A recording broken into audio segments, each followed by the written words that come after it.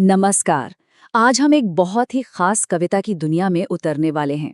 ये सिर्फ शब्द नहीं है, बल्कि एक तरह का आदेश है, एक शक्तिशाली पुकार। चलिए इसके पीछे छिपे गहरे अर्थ को समझते हैं। कविता की पहली लाइन ही देखिए, कलम आज उनकी जय बोल।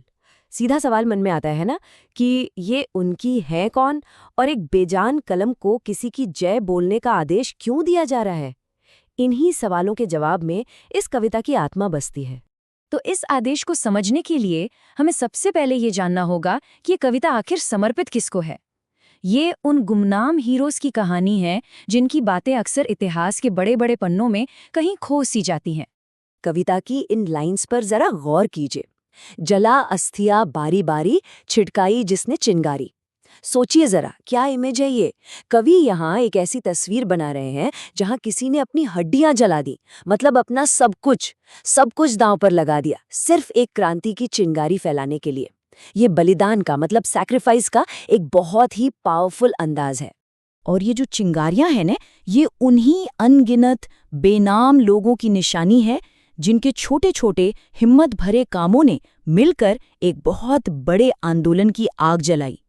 ये वही लोग थे, जैसा कि कविता में कहा गया है, जो चढ़ गए पुण्यवेदी पर लिए बिना गर्दन का मूल। अब कविता हमारे सामने एक और दमदार तस्वीर रखती है, जो गणित लघुद्वीप हमारे तूफानों में किनारे। जरा कल्पना कीजिए, एक भयानक तूफान है और उसके बीच किसी किनारे पर अनगिनत छोटे छोटे दिए टिमटिमा रहे हैं अपनी पूरी ताकत से। और यही इमेज, ये तस्वीर बहुत खूबसूरती से बताती है कि ये नायक थे कौन। वो उन छोटे दियों जैसे ही तो थे जो खतरनाक तूफानों के बीच भी चुपचाप जलते रहे। उन्होंने कभी किसी से पहचान नहीं मांगी। जैसा कि कविता कहती है, जल जल कर बुझ गए, किसी दिन मांगा नहीं स्नेह मुंह खोल। और ऐसा नहीं है कि इन छोटे छोटे बलिदानों का कोई असर नहीं हुआ। अरे असर तो बहुत गहरा हुआ।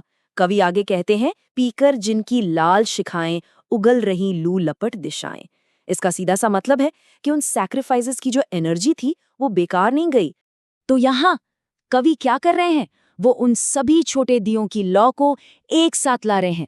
सोचिए, उन सभी बलिदानों की एनर्जी जब एक साथ मिली तो वो एक भयंकर आग बन गई, इतनी जबरदस्त कि उसकी गर्मी, उसकी लपटें हर तरफ महसूस की जा सकती थी, जिनके सिंहनाद से सहमी धरती रही अभी तक डोल। ये किसी एक इंसान की ताकत नहीं थी, ये एक सामूहिक, एक कलेक्टिव पावर की गूंज थी। तो ये इतने पावरफुल शब्द, ये आग उगलती तस्वीरें, आखिर इन्हें कागज पर उतारा किसने? कौन था वो कलाकार इस आह्वान के पीछे? ये थे हमारे राष्ट्र कवि रामधारी सिंह दिनकर।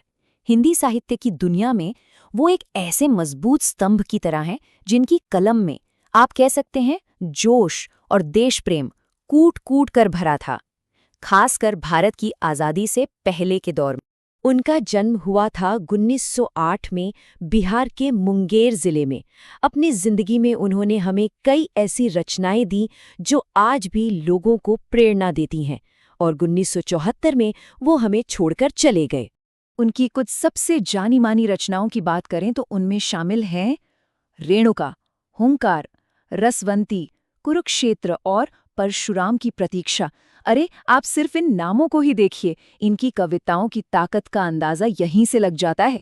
लेकिन दिनकर जी के काम का जो असर है वो आज भी क्यों है? मतलब क्या है वो एक चीज जो उनकी पूरी विरासत को, उनकी लेगेसी को डिफाइन करती है? उनकी कविता का जो दिल है ना, वो है देश प्रेम और राष्ट्रीयता की भावना। यही जुनून, अपने देश के लिए ये गहरा प्यार उनकी सभी पावरफुल रचनाओं के केंद्र में है, और इस कविता में तो ये एकदम साफ झलकता है। तो अब सवाल ये उठता है कि इतने साल गुजर जाने के बाद भी ये कविता आज भी हमारे मन में इतनी गहरी जगह क्यों बना लेती है? क्या खास है इसमें? शायद इसलिए क्योंकि ये हमें एक बहुत बहुत ज़रूरी बात याद दिलाती है। ये हमें बताती है कि इतिहास सिर्फ बड़े बड़े फेमस लोगों ने ही नहीं लिखा। इतिहास को उन अनगिनत गुमनाम लोगों ने भी लिखा है, जिनके बलिदान को हमें कभी कभी भी नहीं भूलना चाहिए। और बस इसीलिए जब हम कविता की इस पहली लाइन पर वापस लौटते हैं तो इसका मतलब कहीं ज्यादा गहरा हो जाता है। ये सिर्फ एक कविता की लाइन नहीं रह जाती, ये एक जिम्मेदारी बन जाती है, एक कर्तव्य।